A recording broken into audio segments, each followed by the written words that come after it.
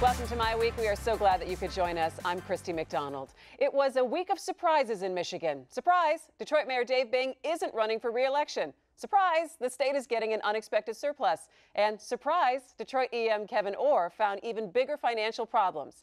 Okay, so maybe that last one really isn't a surprise, but it was a big week. And we start tonight with the prospect of the next wave of Detroit leaders. With Bing out, but considering another high-profile position and a list of new candidates for city council, change is in the air. Even if you don't live in Detroit, it does affect you. They'll be heading up the state's largest city and impact regional decisions that touch all of us. Let's get started with our contributors tonight. Nolan Finley of the Detroit News, Stephen Henderson of the Detroit Free Press. Gentlemen, it's good to be with you this week. Good to be here. All right, so let's start it off with Mayor Dave Bing and his announcement. That was quite, I think, out of character of him, would you say? Well, it was odd, wasn't it? Yeah. He just rambled on and on and on, and you know, he seemed to be settling every grievance he's got against everyone. And then at the end, he said, "Oh, by the way, I may run for Wayne County Executive." I don't think anyone saw that coming. All right, so let's break down first of all the impact of the fact that he is not running for mayor again. Well, I think the impact for the city is a negative, because if you look at the rest of the field, you don't have the breadth or depth of good quality candidates that you'd want to have. He would have been a better candidate than 90% of the other people in the field, and he would have been a nice complement to the Doug and Napoleon, I think, sort of two poles of the leadership. Is it disappointing to you that he's not running again? It's disappointing. I mean, I think I totally respect personally that this has been hard for him. He did it after he was asked to do it. He never sort of, I don't think, aspired to be mayor.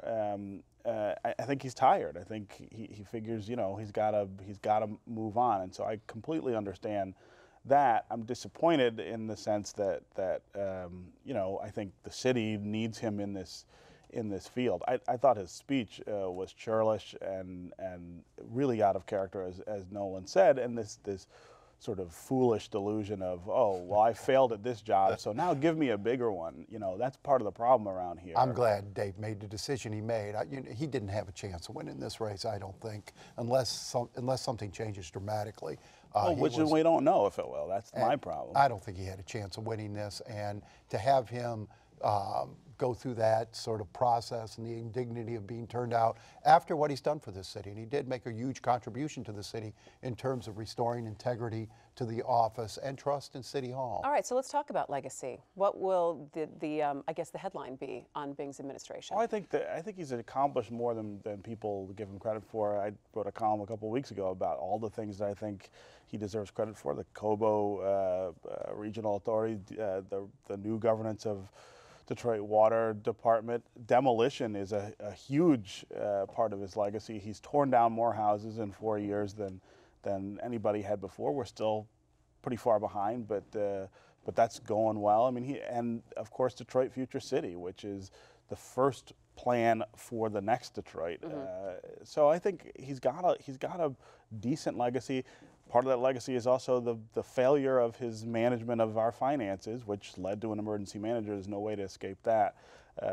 But he's got he's got several things to be proud of. I mean, there's disappointments, clearly. I mean, more was expected.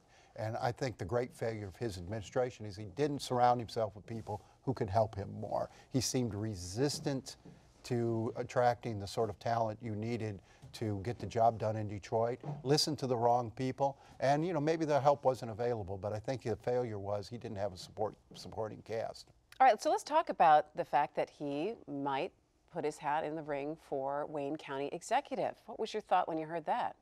Well, I mean, it's delusional. I mean, why? Delusional? Yes. It's not going to happen. Why? I don't think he's going to do it. Well, then why would he say it? Why would he put it out there? Was it just kind of cushion the fall of leaving this office, or what? I think there are people around him, and this has been his problem all 4 years. There are people around him giving him horrible, horrible advice. This came from somebody else who said, hey, you know, let's look at some numbers, and I bet you could beat Bob Ficano, who probably will be in some trouble. But the idea that anybody in Wayne County is looking at Detroit and the problems that we have and saying, ooh, that's what that's what we want for ourselves is silly. I mean, I don't think there's anybody doing that. Wait a minute. So is this really a bad idea for him? Of course it is. I mean, it's a worse job than the one he's got. If he's going to run for something, might as well run for the job he knows. I mean, you want to talk about trouble. We haven't seen yet the financial report on Wayne County, but it's bleak, and it may be every bit as bleak as the city of Detroit. They got huge issues. They'll probably go into an emergency manager situation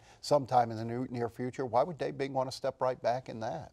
So what was Bob Ficano's reaction to this? Can you imagine him watching the Mayor Bing's speech and then saying, whoa, wait, you're going to go for Wayne County Executive? Ficano must feel like a wasp with its stinger pulled out. I mean, he just gets beat up all the time. I have no idea whether he's running again. I know he's holding fundraisers, not doing real well with the fundraising. He needs somebody in his ear saying, hey, it's time to go, Bob. You don't need to go through. Which makes that a sort of wide open seat, and I think that's some of the thinking that's pushing the mayor to think, well, maybe I could do it. But I think, you know, in a campaign, his record in the city, which is very mixed, and the negatives are very big and related to Wayne County's problems. Wayne County has all the same financial problems that Detroit has on a somewhat bigger scale. I'm not sure why we would ask Dave Bing, who couldn't solve them here, to go try to do it there. So let's talk about a little bit of new leadership coming in the next year in the city of Detroit. The filing deadline for the city council candidates. Gary Brown isn't going to run again. Charles Pugh isn't going to run again. What does this do for where we set ourselves up for the next generation of leaders for the next 4 years? You know, it's hard for me to get excited about this election because these people be taking office with absolutely no relevance, no power, no ability to do anything for at least a year, and I suspect longer. I have no confidence that Kevyn Orr is going to be gone after the 18-month period. I think the governor will find a way to keep him in place until the problems are solved. They're not going to let him walk out the door with the job a quarter way done or a halfway done, particularly if the city's sitting in bankruptcy at that time. I just don't think this election, I can't get excited about it. What do you think about the field of candidates? Well, I think the mayoral field actually, if you look below Napoleon and Duggan, there are actually some people in there who have real promise, some young, energetic, smart Detroiters who are for the first time raising their hands and saying they want to be leaders. Now, are they ready for that job? Not by the longest shot, but I'm hopeful at least that we have those names, and I think we'll learn more about them in the campaign and sort of have hope for maybe 2017, right? 2021. There are 20, and there's some you know yo-yos in there too. There always are. The council race. That's politics for you, right? I mean, right. The council race is a much bigger issue. I think we have a much bigger concern there that we are not going to keep the majority that was elected in 2009, which was a step forward. So the question is, are we going to continue to move forward, or are we going to take a step back, which we can't really afford to do?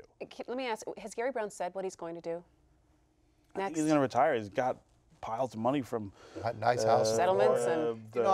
But he's got a great leadership voice. I guess what I'm saying is. I expect you'll see him on the police commission or in some capacity that uses his expertise. He's wanted to start a charter school, a law enforcement charter school. He may spend his time doing that. I think you won't see Gary Brown go away entirely. He loves the city. He's still relatively young and has some energy to give here. I think you'll see him in some capacity. I doubt he'll run for elected office again. I want to pick up, Nolan, on something that you said in just a few minutes about the fact that you believe that Kevyn Orr is going to stay beyond that 18 months. Well, I want to talk about that in a second because, of course, Detroit Emergency Manager Kevyn Orr gave his report on the city's finances from his 45 days on the job. It wasn't pretty. It looked at the major departments and, again, said the city's in danger of running out of money. I think conceptually, you'd have to think in terms that current employees should be paid both an adequate wage and provided adequate benefits and fringes. Current employees, because you want them to work, you want to incentivize them to stay, you might have to look at them differently than you would look at retirees. I'm going to try to illuminate this a little more on layman's terms, charts, graphs, other things, just to show what will happen if we don't change course. And I think it's pretty clear that where we are and what we've been doing is not sustainable. So I'd like to think, how likely is it? I'd like to think that the likelihood is good. I'm not naive or Pollyannish and think that it's going to be easy.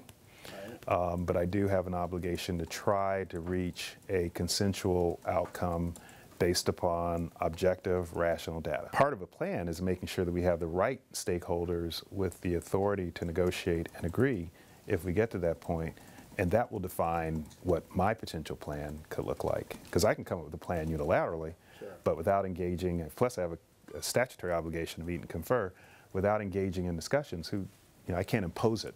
I like Detroit's grittiness and toughness and willingness to fight, okay?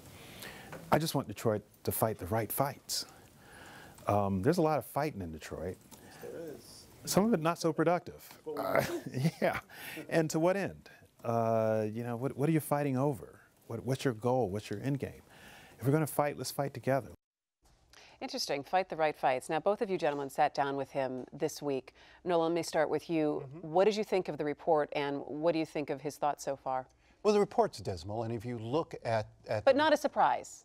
Not totally a surprise. Well, it's never a surprise. Bad news is never a surprise. In Detroit, you expect bad news.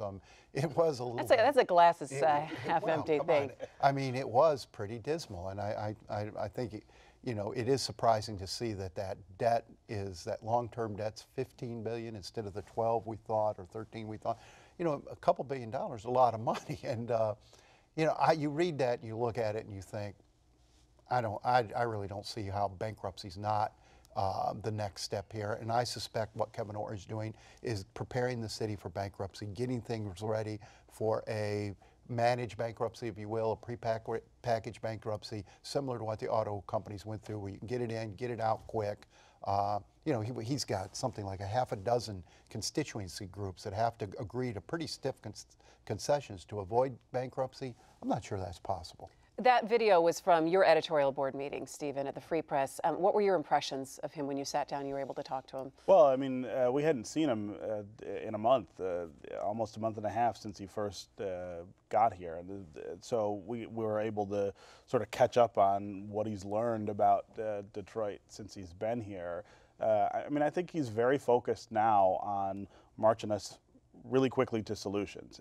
I think he's going to pick up the pace in the next month and a half, and we're going to have some decisions about what we're going to do. I think people have a right in the city to be a little frustrated that, it's always an emergency, but we never get to the solutions, and I'm hoping we tried to push him to sort of commit to, well, when are we going to start seeing that stuff? And I think it is sooner rather than later. Do you believe that it is bankruptcy is the end game, as Nolan has alluded to? I don't see, I think if you read through his report and read between the lines, it's near impossible to get the things that he told us he would need to avoid bankruptcy, to get all of them. Maybe he'll get some, but you still have these huge problems sitting out there. And so I think, bankruptcy puts it all together and says we can deal with it all at one time.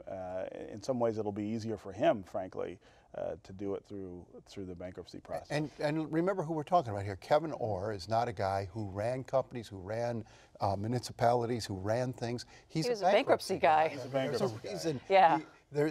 He had the skill set Rick Snyder was looking for, and that skill set is to deal with the bankruptcy court, take companies in and out of bankruptcy, and I think that's what's going to happen here. Are you pleased with what information has come out since the first 40 days that he's been on the job? And since we've talked about that he's got to work like his hair is on fire, is what people have said. Are you impressed so far from what you've seen, or did you expect more?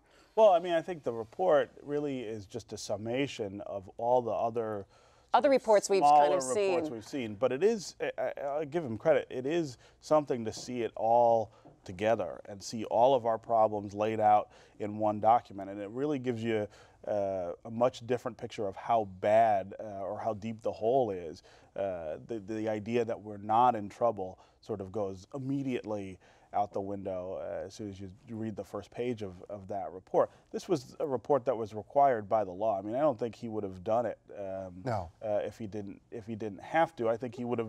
But I think it's good to have so that people actually see what he's laid out. I saw that report as much a warning for both the creditors, a wake-up call for the creditors in the city of Detroit. Hey, look, it is this bad. This is what we're dealing for. Stop fighting what I'm trying to do. And I expect what he and the consultants are working on, a grand plan that you're going to see rolled out sometime in the next 60 to 90 days that are going to do, it's going to do a lot of things at once to cut the operating costs of the city, restructure the city, and put a proposal out to the creditors.